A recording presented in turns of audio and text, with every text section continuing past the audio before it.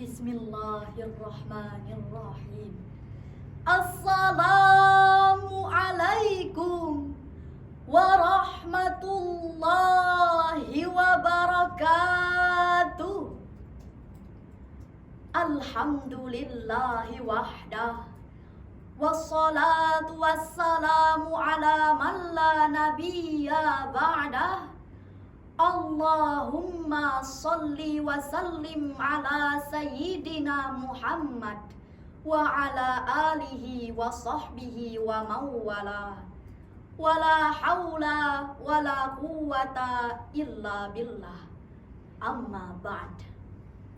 Dewan juri yang arif dan bijaksana dan hadirin yang berbahagia, Allahumma salli wa sallim ala sayyidina Muhammadin sahibil busyara, salatan tubashiruna biha wa anana wa auladana wa jami'a masyayikhina wa muallimina wa talabatana wa talibatina min yaumina zaila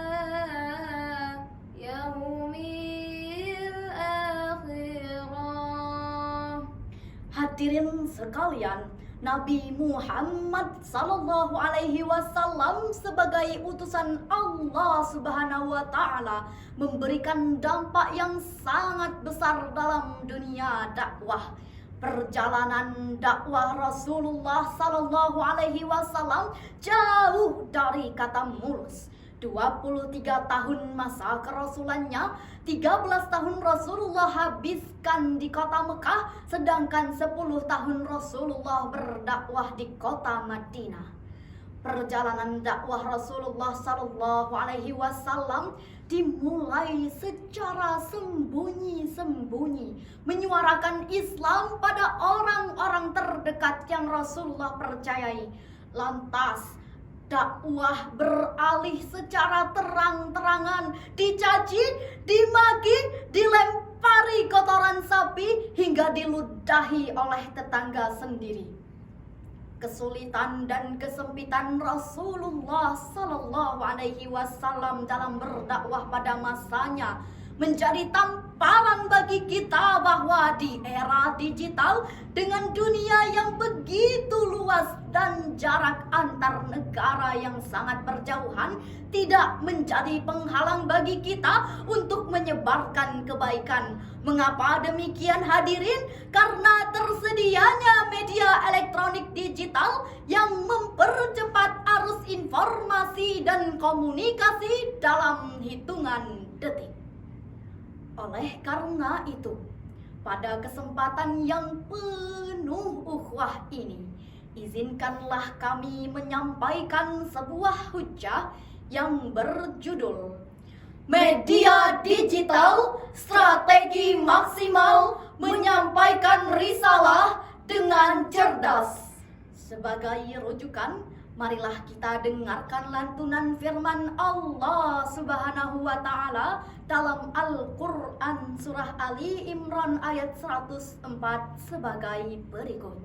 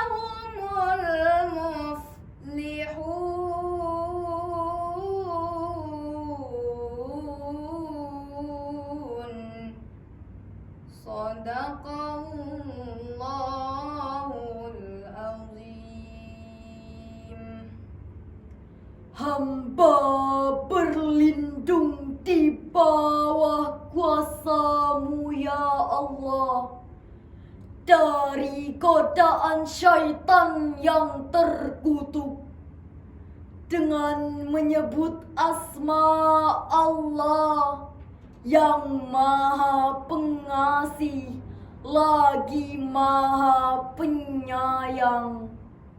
Dan hendaknya di antara kamu terdapat segolongan orang yang menyeru kepada kebajikan, menyuruh berbuat yang ma'ruf dan mencegah dari yang mungkar.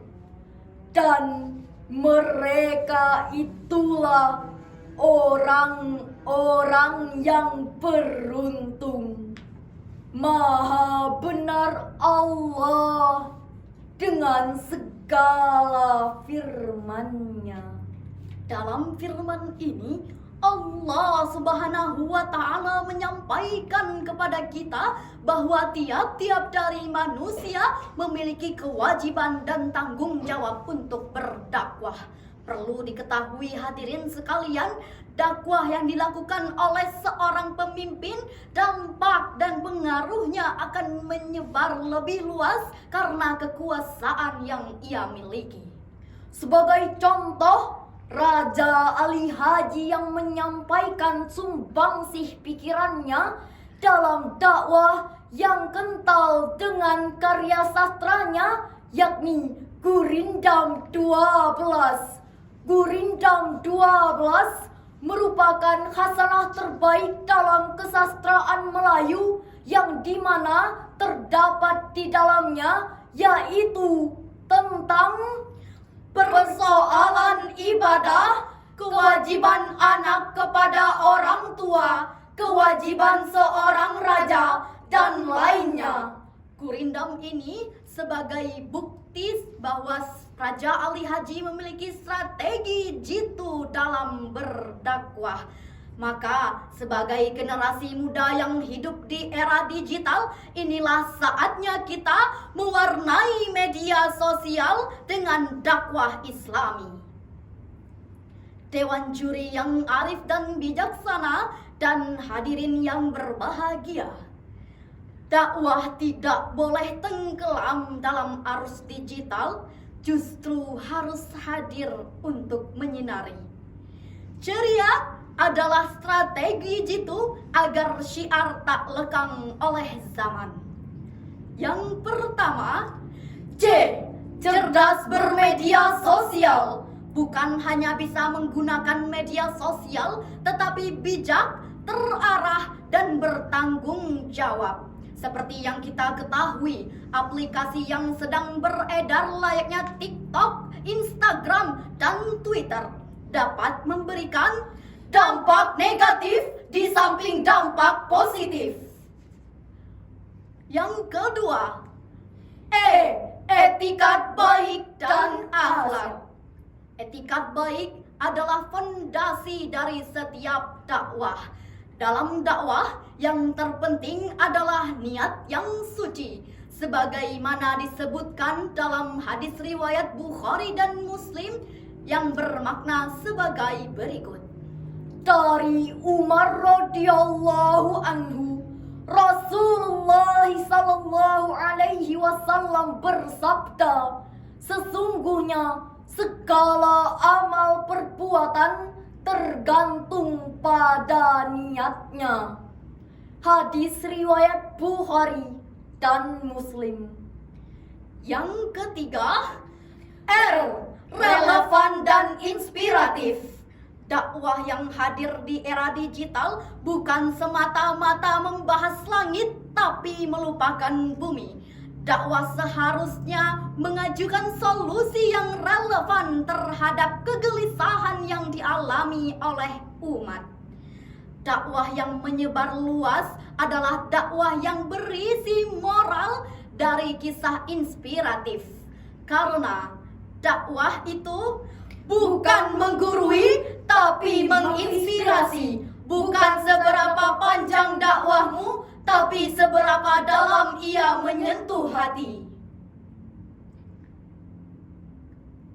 Yang keempat, ilmu yang tepat. Ilmu bukan sekedar pengetahuan, tapi arah, tujuan, dan kebenaran. Lembut dalam menyampaikan, bijak dalam memilih kata, sebab orang yang berilmu paham tentang apa yang harus disampaikan dan bagaimana cara menyampaikan. Ilmu dalam berdakwah sangat penting, karena dengan ilmu kita dapat meraih, mendapatkan, dan menyebarkan apa yang kita inginkan, sebagaimana sesuai dengan perkataan imam besar kita, Imam Syafi'i, sebagai berikut. Man arada dunya fa'alaihi bil ilm, wa man arada al-akhirah fa'alaihi bil ilm, wa man arada dunya wal akhirah fa'alaihi bil ilm. Yang kelima, amanah dalam menyampaikan. Dalam Al-Quran, para nabi digambarkan sebagai orang yang amin atau dapat dipercaya. Maka ketika seseorang menyampaikan ajaran agama, baik di mimbar, di panggung, maupun di media sosial, ia sedang mengemban amanah yang besar. Dakwah yang amanah bukan tentang siapa yang paling lantang, tapi siapa yang paling jujur dalam niat dan santunnya akhlak.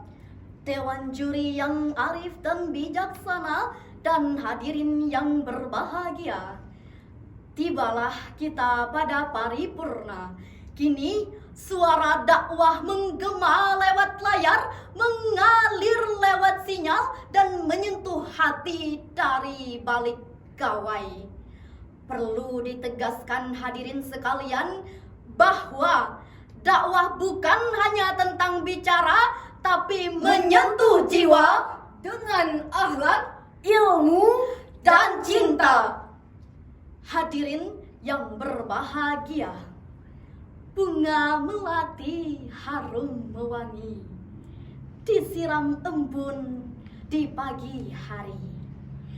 Dakwah kami tak henti berbagi, lewat digital menebar cahaya ilahi. Burung merpati terbang ke awan, singgah sebentar di pohon nyiur. Jika silap dalam ucapan dan perbuatan, mohon dimaaf dengan hati yang luhur. Akhirul kalam, assalamualaikum warahmatullahi